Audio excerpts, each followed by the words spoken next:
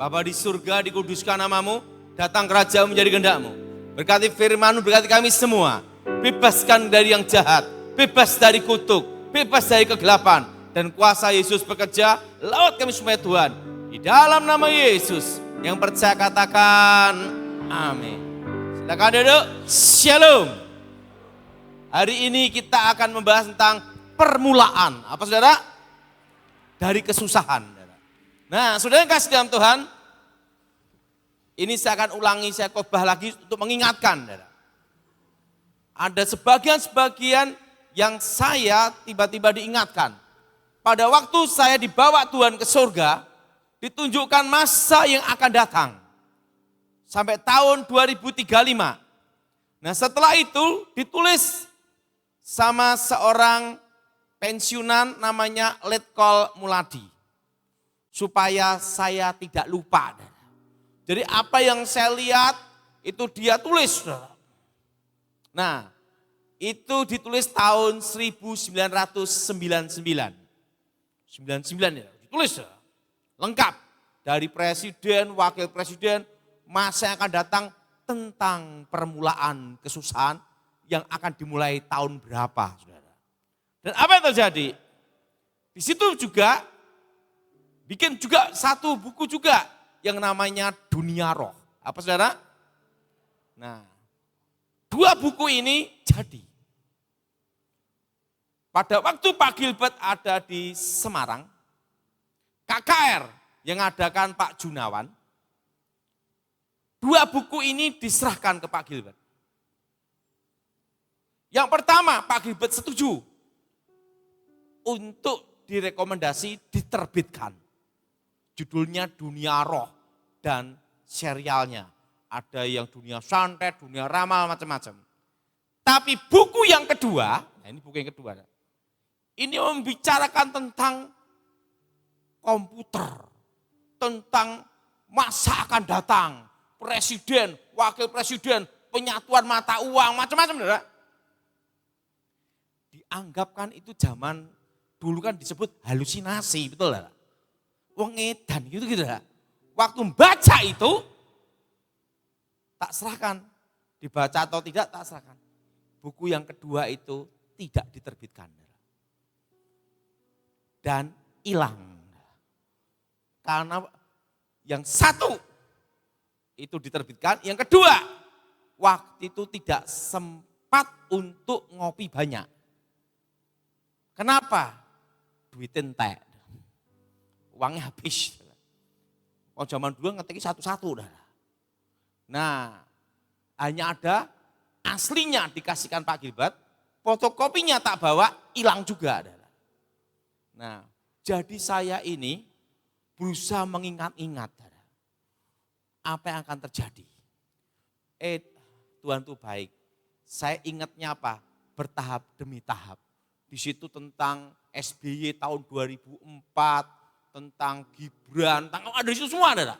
Itu tahun 96 loh saudara. Nah, dan saat ini kita akan membahas tentang apa? Permulaan kesusahan. Apa saudara? Permulaan apa? Permulaan apa? Mari kita buka Alkitab kita. Kitab Wahyu pasal yang ke-6. Ayat 5 sampai dengan ke-6. Kitab Wahyu pasal yang ke-6, ayat 5 sampai dengan ke-6. Saudara yang genap, saya yang ganjil. Dan ketika anak domba itu membuka meterai yang ketiga, aku mendengar makhluk yang ketiga berkata, mari. Dan aku melihat sesungguhnya ada seekor kuda hitam. Dan orang yang menunggangnya memegang sebuah timbangan di tangannya. Ayat 6 sudah baca?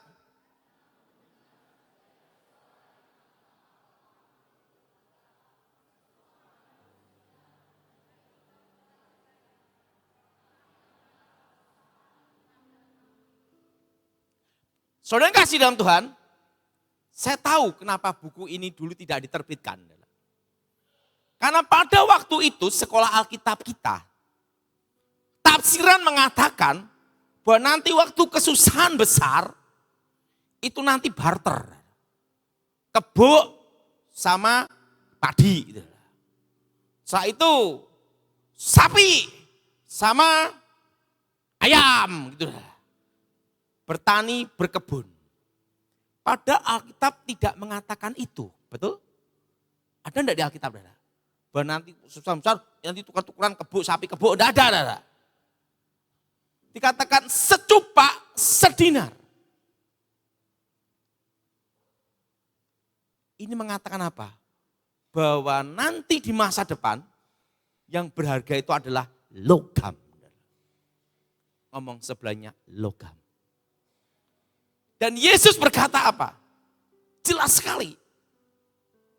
Waktu kesusahan itu, permulaan itu, pergilah ke gunung. Betul? Di pegunungan. Nah, arti pegunungan ini, di pegunungan itu tidak hanya ada kebo, sapi, tanaman. Tapi ada juga tanah. Apa saudara? Apa saudara? Tanah. Artinya apa saudara? Mineral, logam juga. Di masa depan nanti yang berharga adalah logam dan tanah. Tanah untuk berkebun. Tanah untuk tinggal. Betul? Jadi ingat, di masa depan itu akan kapan dimulai permulaan itu? Permulaan kesusahan itu dimulai tahun 2032.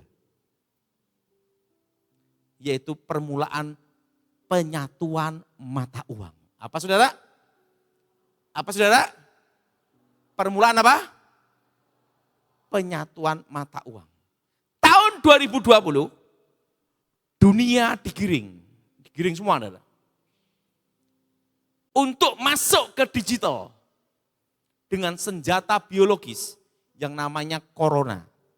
Sehingga orang batuk sakti, bubar, betul? Betul? Betul? Betul? Antrian ATM mudah, bubar. Betul? Semua, bahkan gereja, semua masuk ke jalur apa? Online semua. Tahun 2020, dunia digiring semua untuk masuk ke online digital. Untuk menyatukan mata uang. Nah, zaman waktu itu dikira euro, betul? Bukan. Seluruh dunia itu diarahkan untuk ke satu titik. Untuk menuju tahun 2032, yaitu apa? Digital. Penyatuan mata uang itu adalah digital. Jelas? Ini saya khotbah agak tegang Bu Nene. Apa saudara? Digital. Kadang kita bayar uang cash enggak boleh, betul? Pakai ini.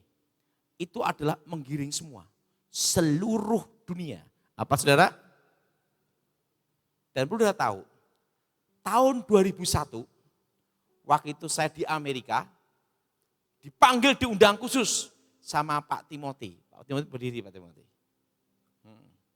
Jadi Pak berdiri. Saudara harus bangga sama orang Indonesia. Ini profesor komputer. Tapi belum sampai karburator botak bocor. Ini ngajar di Texas ya. Ini ngajar komputer IT. Tahu enggak? Tahun 2001 saya sudah membicarakan ini. Tentang apa? Kuantum. Orang belum tahu tentang WA. Saya sudah bahas tentang apa? Tentang superkomputer. Waktu itu sama Pak Tim ini naik mobil di Texas itu. Dari Chicago, Texas ya. Jalan darat. Berapa hari Pak Tim? 2 hari. Dan kenang-kenangannya ada. Celana ini. Beli di Walmart ya. Yang nganter Pak Tim. Ya. $10. Kenapa $10? Tempat reject. cari yang murah. Calvin Klein ini. Ini umurnya sama ini, lebih tua ini. Ya, tahun 2001. Ini umurnya tahun berapa nih? Lebih tua 2 tahun. 2001. Saya sama Pak Timotius, saksinya ini. Waktu itu tentang terciptanya alam gaib. Yaitu di mana iblis adalah tercipta dari cahaya. Nah, sepertiga malaikat jatuh dalam dosa. Nah, di bumi ini ada atmosfer. Ada proton, elektron, neutron, setelah itu atom, macam-macam. Oksigen. Dan ingat, oksigen itu nanti kalau dipadatkan kena api meledak. Diputar dengan cepat, saya terbenturan. Tercipta namanya ruang kekosongan. Masih ingat ya? Dan apa yang terjadi? Materi dalam energi, energi dalam materi, dan energi menjadi materi.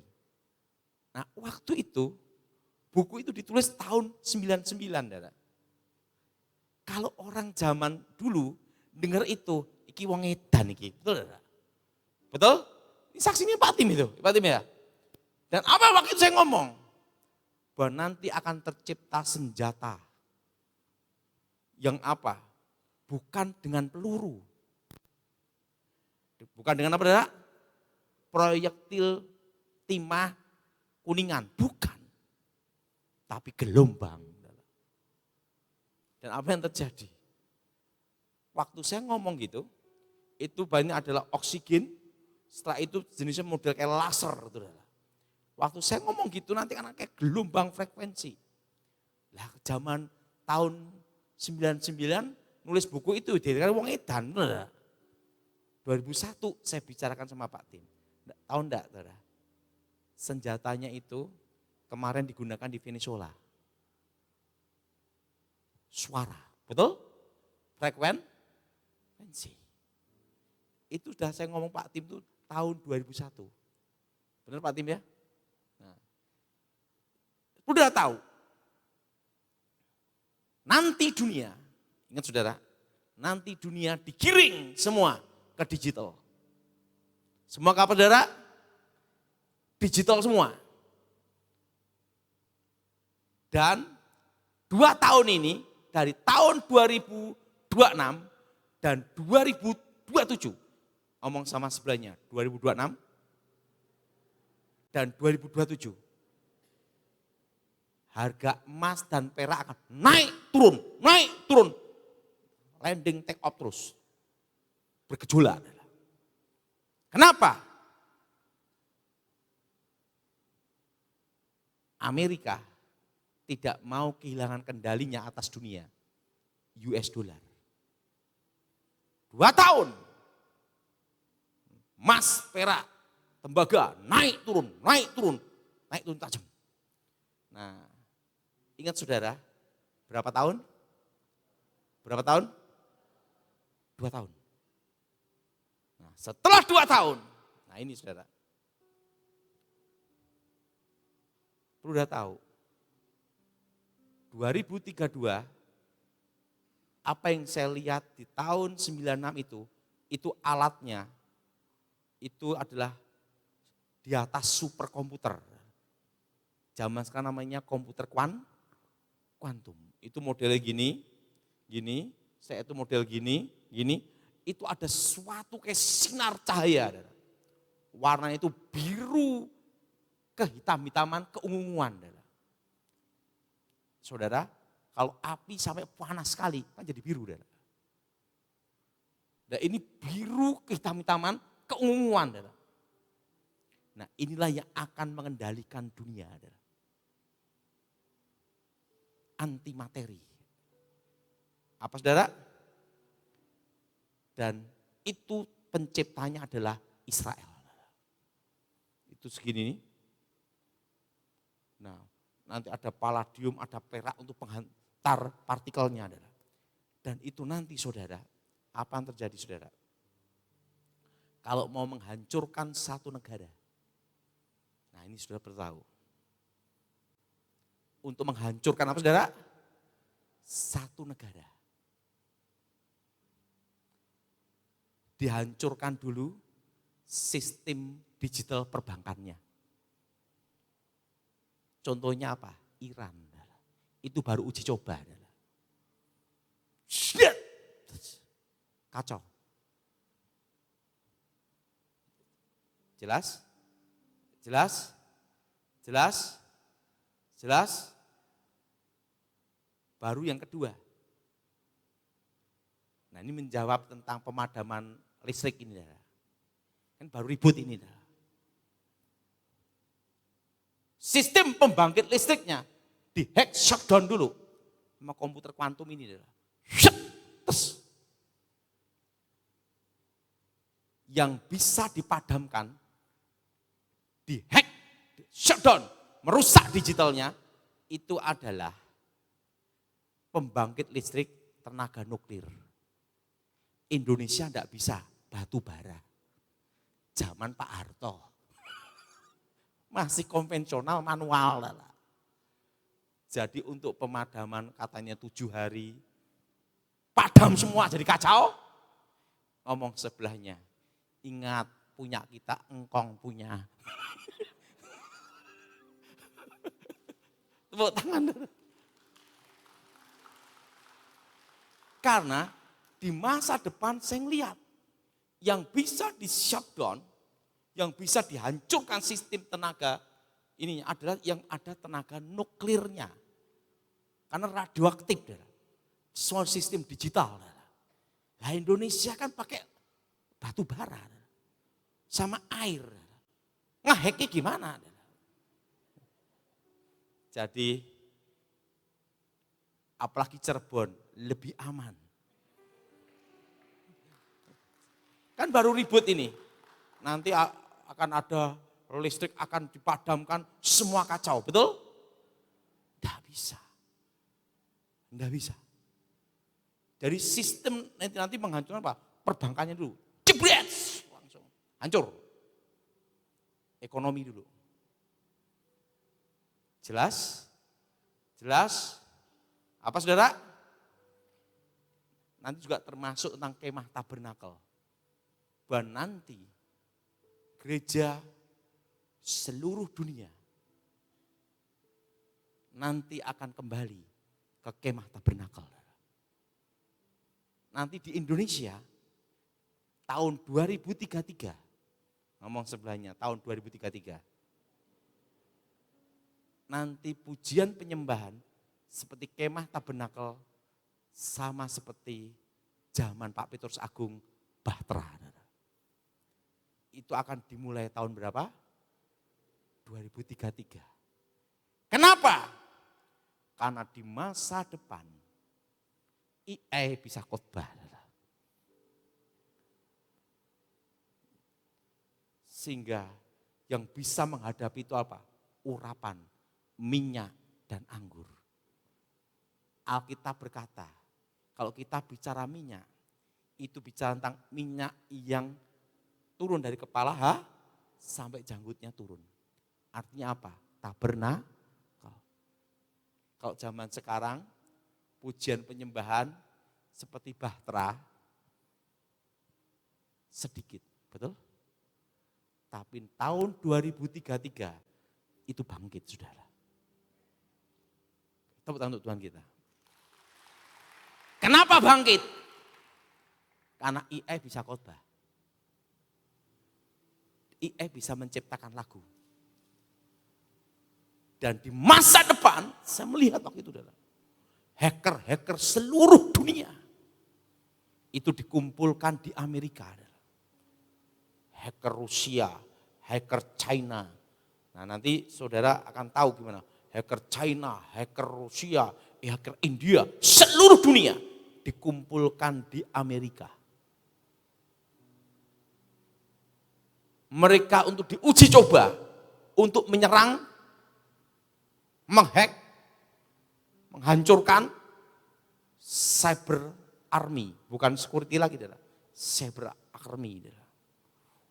Dan AI ini mempelajari semua sistem. Para hacker bekerja, cara menyerang, cara bertahan. Ingat saudara, AI hacker. Apa saudara? Di atasnya AI ini. AI ini akan dikendalikan oleh AI hacker. Dan setelah itu, alat itu akan diaktifkan ada di mana? Israel, Amerika, Rusia. Dan yang keempat pasti tahu, matahari ciptaan Tuhan. Selain itu made in China. Yang keempat apa? China. Jadi nanti di masa depan, hackernya AI. Bayangkan saudara. Hackernya apa? Dan di masa depan, di tahun 2030. Nah ini saudara. Itu diuji cobakan terus. Sampai sekarang. Saudara. Sekarang sampai 2030. 2032 diaktifkan. Nanti kripto, Bitcoin hancur semua. Kenapa? Karena AI hacker ini adalah kuantum ini adalah bisa membuka data hitungan menit, detik. Kalau superkomputer perlu ratusan tahun, puluhan tahun, tahunan. Ingat saudara, ini hanya hitungan detik, menit, semua data kebuka. Kayak Bitcoin, penciptanya siapa enggak ada yang tahu kan gitu. Pihak ketiga siapa? Teka-teki kan gitu. Nah, kalau tiba-tiba pencipta Bitcoin, tukang ojek online gimana?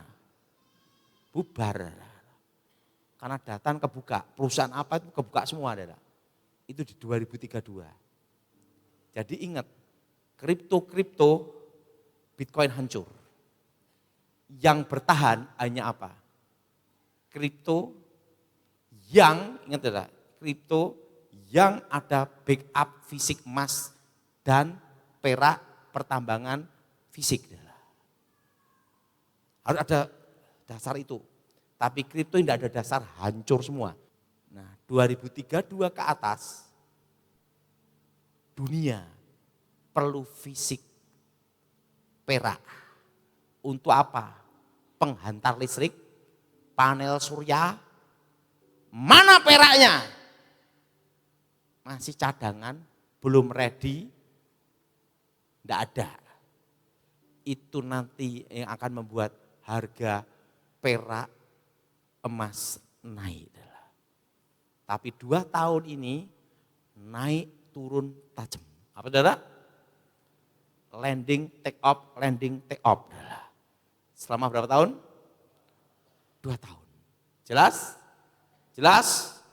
Nah setelah 2 tahun apa lagi? Ingat, Pak, Indonesia gimana? Saya beritahu semua. Untuk Indonesia, saudara, kalau punya berkat, pegang fisik. Emas fisik, perak fisik, tembaga fisik. Kenapa saudara? Kak saya ngomong tembaga. Karena di masa depan, waktu itu saya melihat, nanti ada 3 safe haven. Pertama itu emas, kedua second safe haven. Secondnya adalah, yaitu perak dan tembaga. Perak nanti akan dikuasai Cina dan sekutunya. Apa saudara?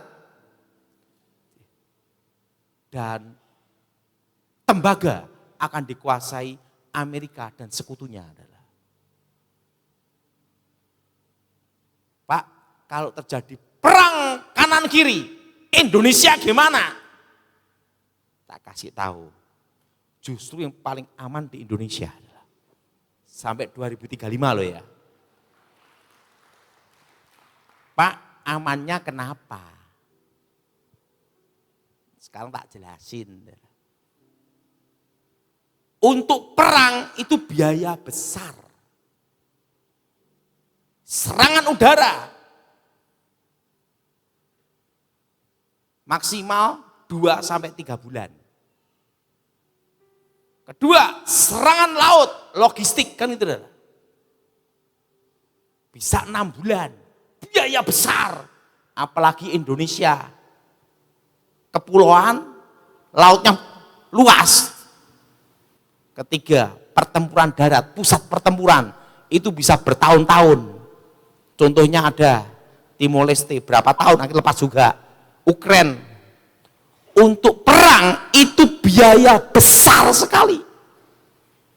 Untuk menyerang suatu negara, itu harus ada kepentingan. Kepentingannya apa?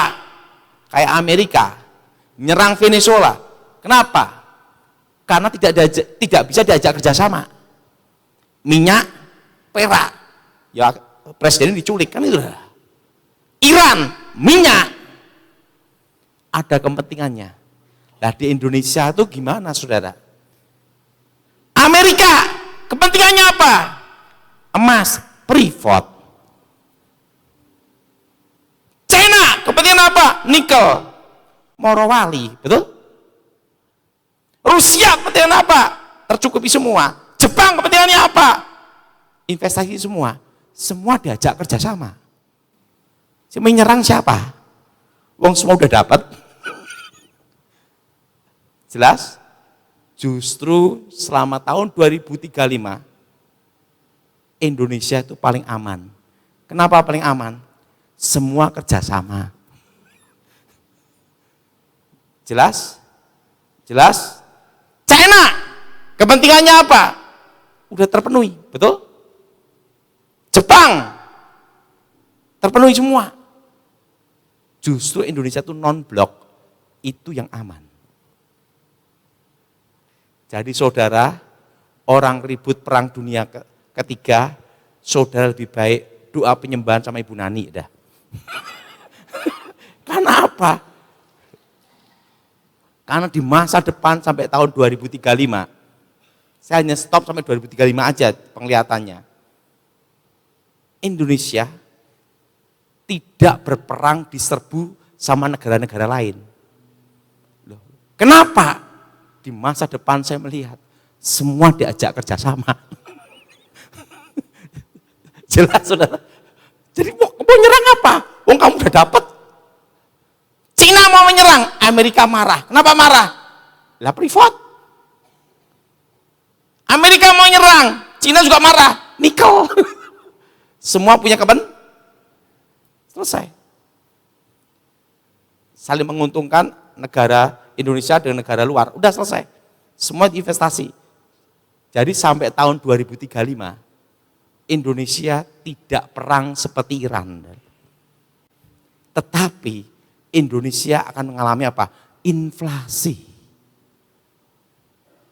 Yang paling berat tahun ini, dan tahun demi tahun. Indonesia itu 2032 baru pulih. Kenapa 2032 baru pulih? Karena Cina mulai menguasai ekonomi Indonesia. Dan semua akan dikuasai itu tahun 2035. Alkitab berkata, yang berharga apa? Logam dan tanah. Siapa yang setuju angkat tangan saudara? Jadi saudara semua yang di Cirebon, Pak, nanti sertifikat elektronik gimana? Kan itu saudara. Nggak usah khawatir, itu aman. Kenapa? Sertifikat itu ada akte jual beli fisik. Tanda tangan di notaris. Betul? Kedua, warkah, BPN. Ketiga, backup data. Ingat, tahun lalu saya sudah khotbah mengingatkan saudara semua. Bahwa nanti tahun 2035, pembatasan hak kepemilikan tanah. Masih ingat? Ya masih ingat kan, angkat tangan. Dan tahun ini sudah ditandatangani Presiden. Tanah telantar. Betul? Betul? Betul? Ya masih ingat, angkat tangan semua. Jelas?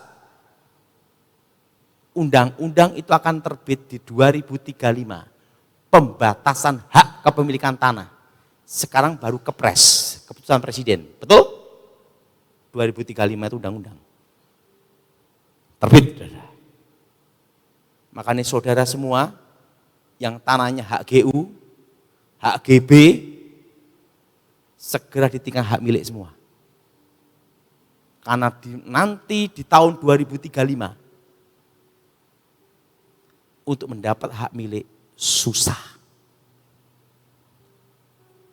Pak, kalau sudah ini Pak, sebelum 2035 sudah hak milik gimana? Aman.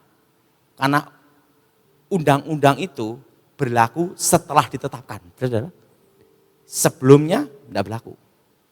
Jadi saudara semua yang HM semua pertahankan. Saya setuju angkat tangan, saudara. Karena nanti di tahun 2035 pada waktu banyak orang mau memperpanjang hak guna usaha, hak guna bangunan, itu akan dipersulit atau biaya tinggi, bahkan diambil alih. Itu di 2035, pembatasan hak kepemilikan tanah. Dan ingat saudara, di saat itulah saya melihat bahwa nanti gereja yang akan kembali ke kemah tabernakel. Jadi nanti kayak Bahtera, zamannya Pak Petrus dan Pak Yusak Cipto dulu. Kenapa saudara? Karena nanti di masa depan yang khotbah itu AI. Di 2035 saingan pendeta itu jadi harus ada kuasa minyak dan anggur. Kalau tidak ada kuasa, kalah sama AI. Lebih jago daripada pendeta, betul? Jelas? Tahu enggak saudara? Di tahun itu juga 96, saya dapat suatu penglihatan bahwa tanda bahwa nanti akan kembali seperti kemah tabernakel, kayak zamannya Pak Petrus, Pak Yusak, itu dimulai dari tanda dari gereja ini, saudara. Persekutuan ini, saudara. Taman Tuhan. Saudara. Itu tanda yang akan terjadi di tahun 2033. Semua akan kembali ke pelayanan, penyembahan, pujian seperti kemah tabernakel. Kan ada Pondok Daud, ada kemah tabernakel. Tapi tahun 2033, karena dunia saat itu manusia, kesombongan manusia ingin menyamai Tuhan.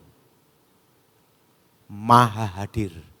Sekarang aja coba perhatikan, saya video call, 1000 orang bisa ngelihat saya semua, betul? Itu pengetahuan. Iblis dari dulu ingin menyamai Tuhan, maha hadir, betul? Untuk menyamai Tuhan, maha kuasa. Yaitu apa? Komputer ini dipakai, kuantum. Satu klik, sistem perbankan hancur. Ekonomi remuk satu negara, betul? Justru pada waktu tahun 2032 itu diaktifkan sampai 2035, justru Indonesia paling aman. Kenapa paling aman? Masih manual semua. Jelas? Jelas? Jelas? Jelas? Dan ingat, jadi nanti baru saya diingatkan bahwa tanda bahwa tahun 2033 akan kembali ke kemah tabernakel. Itu dengan tanda taman Tuhan itu, saudara. Itu tahun 2033. Semua gereja, pujian penyembahan akan banyak seperti itu, saudara. Untuk menuju apa? Tahun 2003, waktu Cina menguasai ekonomi Indonesia. Dan ingat saudara, gereja yang bertumbuh berkembang, yang harus lakukan apa? Kemah tabernakel. Karena saingannya sudah AI. yang bisa menghadapi kuasa. Jadi di masa depan yang berharga apa? Emas, perak, dan keempat tanah. Maka Yesus berkata apa? Ke pegunungan. Betul? Secupak kalau itu barter sapi, yang ada 100 orang, 100.000 orang, yang dimakan satu sapi, sak bulunya habis, betul? Tapi 1 kilo emas, beli sapi, dapat berapa ratus, betul? Nah, jadi di masa depan itu logam dan tanah untuk berkebun, beternak, bercocok tanam, itu tanah. Jadi di masa depan, waktu permulaan kesusahan, yang berharga pada fisik. Jelas? Jadi jemaat tempat ini semua, untung saya diingatkan di sini, bahwa nanti penyembahan semua akan kembali di kemah tabernakel. Jadi nanti kayak pujian penyembahan kayak zaman Pak Yusak Cipto, sama Bu Wiin, sama Pak Petrus Agung, itu kembali lagi. Di tahun 2003, dan taman Tuhan itu adalah tandanya bahwa itu akan dimulai tahun 2003. Jadi saudara semua sekarang mengalami apa? Pemulihan. Nah, ingat tahun 2033 nanti seluruh Indonesia bahkan dunia. Karena ingat, di mana serangan setan tambah besar, demikian kekuatan Tuhan untuk mengalahkan. Nah, itu pujian penyembahan. Kemah maka Alkitab berkata apa? Minyak dan anggur. Minyak bicara apa? Tabernakel Musa. Harun. Siapa yang setuju angkat tangan? Betul? Jelas? Anggur darah Yesus. Yang ada minyak dan anggur, ada kuas dan urapan. Itu yang dipelihara Tuhan dan tidak boleh dirusak. Amin. Jadi saudara semua, di masa depan nanti yang akan menyatukan mata uang itu adalah digital, seluruh dunia adalah. Tapi yang berharga nanti emas, apalagi saudara, perak, tembaga, dan keempat tanah. Tetap berkebun, beternak, itu bagiannya adalah. Ingat transaksinya waktu susahan besar, Alkitab berkata apa? Dinar. Katakan timbangan. Timbangan itu apa? Besi, betul? Logam. Secupak sedinar. Jadi saudara, kita saat ini mau masuki era permulaan. Pak, lebih baik gimana untuk rupiah? Pegang rupiah secukupnya saja. Untuk transaksi, karena kita tinggal di Indonesia. Nanti 5 tahun lagi, ini dengerin ya. Engkau nabung uang 1 miliar. 1 miliar ini. Ini 5 tahun lagi ya. Hanya dengan deposito. Tidak diapa-apain. Nilainya akan kegerus. Tepat 5 tahun hanya senilai 100 juta. Turun. Karena apa? Inflasi. Paham di sini? Paham di sini? Jadi saudara semua, sebelum permulaan kesusahan besar ini, di 2032, kalau punya rezeki, punya berkat, simpen apa? Logam mulia. Kalau saudara dagang, ini pesan saya, sebagian uangmu gunakan untuk beli dagangan. Karena nanti rupiah akan tergerus terus selama 5 tahun. Paham di sini? Paham? Nah, sudah ngerti? Jadi ingat, kalau saudara ada uang, rupiah banyak, kalau itu dagang, belikan ke dagangan. Sebagian transaksi pakai rupiah, gunakan. Untuk muter aja. Tapi ada keuntungan, belikan dagangan. Jelas? Jelas? Tak kasih tahu. Ada seorang Buddha. Orang Buddha, dia walaupun Buddha, dia itu penggemar saya di YouTube. Saya tuh ditelepon, saya dikasih juga rezeki. Apa yang terjadi, saudara? Dia modal 600 juta. Dia main di Perak 1 tahun tok. Untungnya apa? Surat berharga di Amerika. Perak, beli, jual, beli, jual, beli, jual. Gitu aja, saudara. Main perak dia. 1 tahun. Untungnya berapa? 30 miliar.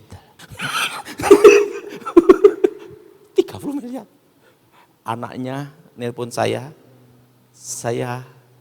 ketemu, Pak Daud, ini komisi 2%. Dikasih perak 1 batang. Nanti kalau udah dicairkan semua, Pak Daud diingat sama mama saya beres katanya. Ingat. Jadi ingat perak nanti angkanya gimana. Selama 2 tahun, ini deh ya. Ingat saya semua, $50 per troy. Berapa, saudara? Sampai $100 per troy. Atasnya 100, bawahnya 50. Jelas? Beli apa? Fee? Tahu enggak, orang yang paling nyesel di dunia itu adalah teman saya yang ada di Surabaya. Saudara boleh cek, tanya namanya Pak Yohanes yang ownernya UBS. Itu yang nyuruh bikin sertifikat batangan izin itu saya. Waktu itu perak itu enggak berharga. Saya punya kawan di Surabaya.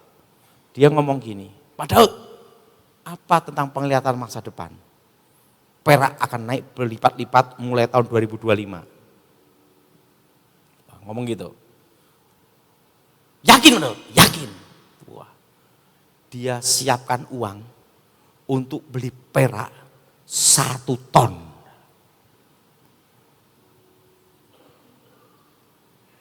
Miliar nih dah. Pak Daud tidak salah lihat, enggak salah. Perak naik berlipat mulai tahun 2025. Dia semangat sekali. Udah bawa uang ini untuk beli 1 ton. Bawa uang deh. Waktu itu perak 17.000 rupiah per gramnya. Dia mau beli 1 ton. Uang udah disiapin, ketemu Pak Yohanes yang di UBS.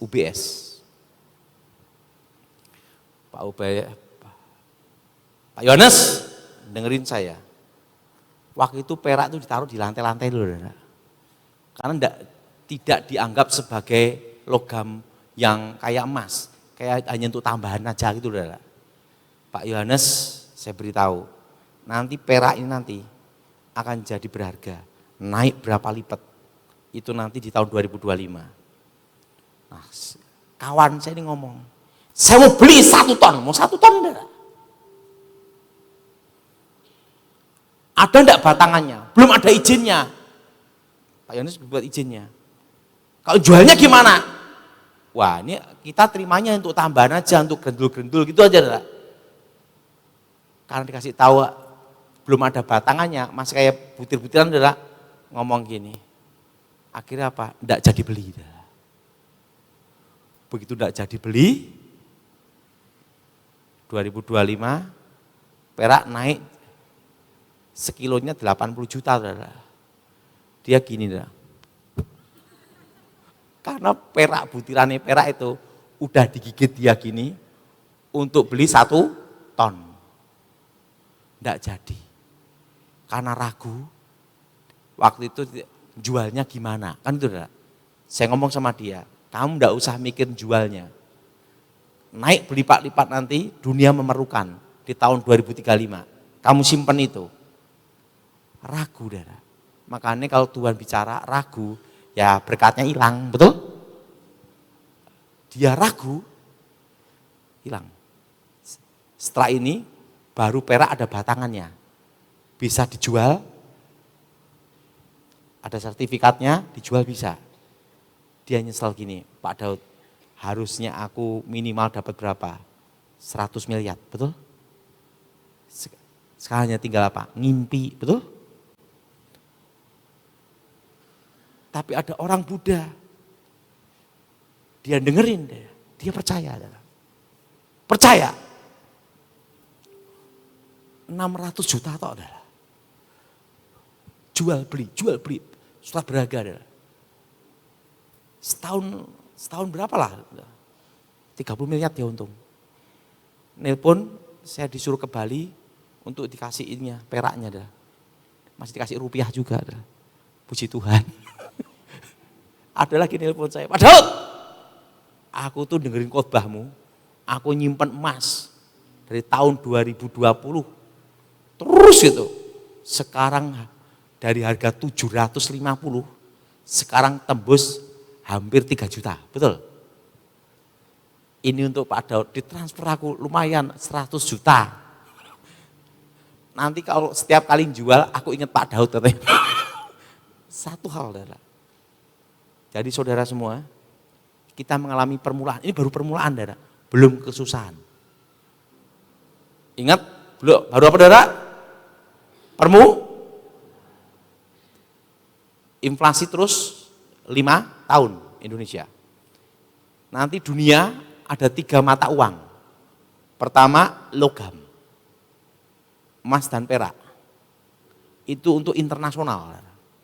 Itu 2035 ke atas. Kedua, baru uang kertas untuk negara. Satu negara atau kerjasama dengan antar negara. Tapi internasional itu logam. Ketiga, digital, penyatuan. Jadi semua nanti disatukan dengan apa? Digital. Jelas? Jelas? Dan ingat,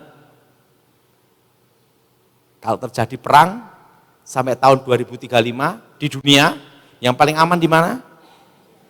Setuju angkat tangan. Kenapa? Pada waktu itu saya melihat sampai tahun 2035 tidak ada perang besar di Indonesia. Waktu itu saya doa. Kenapa? Karena semua diajak kerjasama. Non-blok. Jadi sampai 2035 aman dulu. Untuk pemadaman listrik shutdown se-Indonesia terjadi enggak saudara nanti? Kenapa tidak? Ngomong sebelahnya, punyanya engkong punya. Batu, jelas? Jelas? Tentang hak kepemilikan tanah, ini baru tes water. Sosialisasi, tanah telantar, betul? Betul? Padahal itu baru tak khotbahkan 2 tahun yang lalu, betul? Sekarang baru ribut, betul? Ini baru kepres. Di 2035 itu undang-undang. Jelas? Kalau udah undang-undang udah beda. Ngerti tidak? Dan ingat, jemaat tempat ini semua, sertifikat HGB, HGU, segera dia berada. Yang setuju angkat tangan. Pak, kesusahan besarnya kapan? Tidak tahu. Yang jelas 2032 itu baru permu untuk penyatuan mata uang. Kenapa harga fisik emas, perak, dan tembaga naik? Karena nanti di 2030-2032 banyak kasus surat berharga bodong. Mana fisiknya? Nah itulah yang akan bikin naik. di 2030. Jelas? Dan nanti di masa depan perangnya pakai perang apa? Cyber. Jelas Saudara? Pakai cyber. Yang bisa dikalahkan apa? Fisik. Fisik yang bisa mengalahkan. Jadi saudara semua yang di Cirebon, ingat yang berharga apa? Emas, perak, tembaga, dan apa? Tanah. Emas nanti catat di tahun 2035. Ingat ya, tembus 10.000 US dollar per troy. 1 gramnya tembus 5 juta. Arti tembus di sini di atas 5 juta. Nanti kalau nikah pakai cincin aluminium. Jelas Saudara? Jelas? Dan nanti di tahun 2030, catat itu. Ingat, harus komitmen. Kan bagian ngeliat, enggak bisa beli. 3.250.000. Berapa? Tembus. Arti tembus itu di atas itu. Jelas? Jadi kalau sudah punya berkat, nabungnya nabung emas. Ingat, usahakan jangan digital. Fisik. Karena di masa depan, komputer kuantum akan diaktifkan di 2032. Begitu ke-hack, mau lapor siapa? Wong hackernya bukan manusia. Jadi 2032 nanti, hackernya bukan manusia. Hackernya apa Dada? Lapor ke siapa Dada? AI Dada. Jadi hacker. Hacker manusia lawan hacker AI, menang mana? Hacker manusia masih perlu ngopi, betul enggak? Masih perlu istirahat, masih perlu ke toilet, masih perlu tidur. Nah ini AI itu non-stop Dada. Pas ngopi, ke-hack, selesai, betul enggak? Termasuk nanti di 2032 ke atas, yang namanya blockchain akan hancur juga, masuk kuantum. Kebuka semua data, diterobos. Karena apa? 4 negara ini akan berusaha mengendalikan dunia, saling berlomba, saling menyerang. Jelas Saudara? Saling apa? Itu nanti satu apa? Kedua apa? Amerika. Ketiga apa? Cina. Dan komputer kuantum itu ada di mana? Di ruang bawah tanah. Itu nanti yang akan mengendalikan dunia. Yang jelas 2032 sampai 2035 itu masih permulaan. Jadi belum ada tanya, Pak Daud berarti Tuhan datangnya kapan? Tidak usah dipikir, penting pikirkan Tuhan, engkau melayani Tuhan dengan baik. Kapanpun Tuhan datang udah siap. Karena apa? Wong 2032 baru permulaan nih. Ingat, baru apa Dada? Permulaan. 2035 itu masih permulaan semua Dada. Karena harus ada disatukan mata uang. Ingat, nanti di tahun 2033 gerejaan kembali apa Dada? Kemah tabernakel Musa. Kan ada Pondok Daud, ada Kemah Tabernakel. Kalau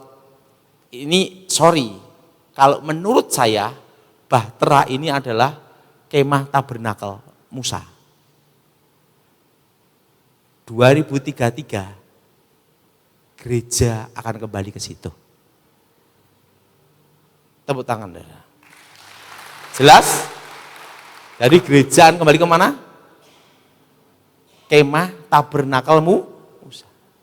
Nanti kebaktian, nari-nari, ada tabut perjanjian, ada minyak, ada doa peperangan. Itu akan dimulai tahun 2033. Kembali. revival itu. Kenapa revival? Kalau banyak yang stres, banyak yang susah, gereja penuh, betul?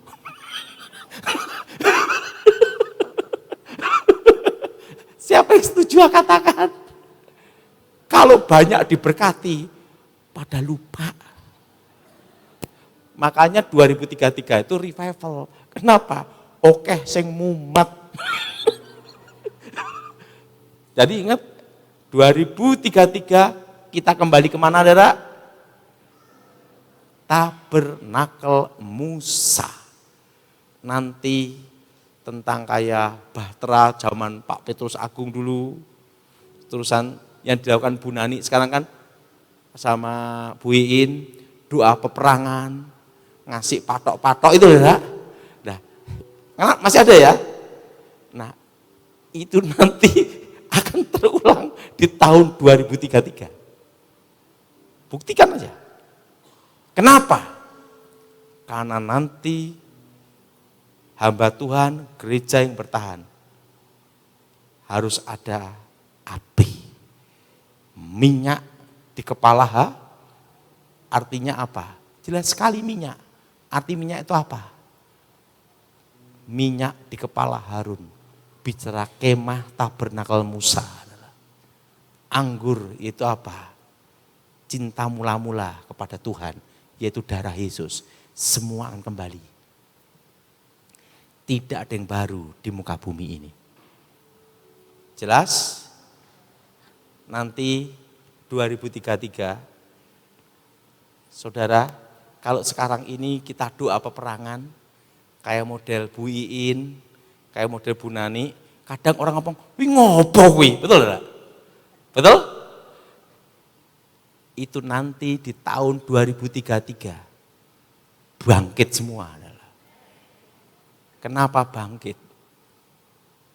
Karena hanya minyak dan anggur yang tidak boleh dirusakkan. Itu tepat di 2000 berapa? 33. Dan saya berharap di tahun 2033 masih khotbah di sini juga. Kenapa? Karena nanti gereja-gereja akan ikut semua. Revival. Suatu revival terjadi kalau ada kesusahan, kesulitan, resesi, baru ada revival. Orang baru ingat Tuhan kalau susah. Nah itu di tahun 2033. Terutama apa? Jadi saudara, lampu padam listrik terjadi enggak saudara? Nah, ini tak kasih tahu tentang masa depan 2035 ke atas. Nanti di masa depan diketemukan, akan dimulai. Listrik tidak pakai kabel.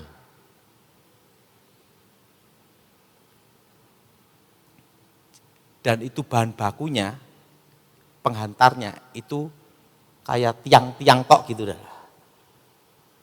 Penghantarnya apa? Frekuensi. Udara. Jadi saudara, magnet.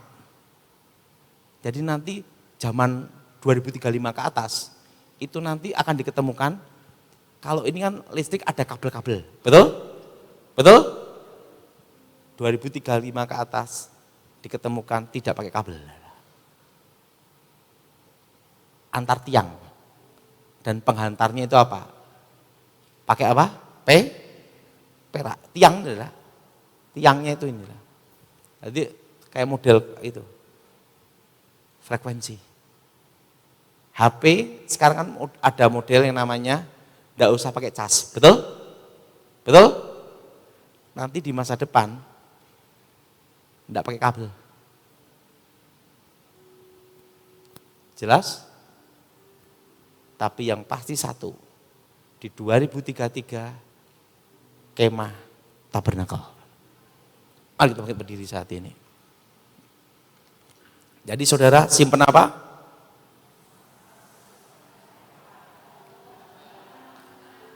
Tanah. Siapa yang setuju angkat tangan adalah? Ingat emas dan perak, tembaga, harga akan naik turun, tajam Selama berapa tahun? Sampai akhir 2027. Pokoknya saya kasih patokan perak 50 sampai $100 per troy di tahun 2026.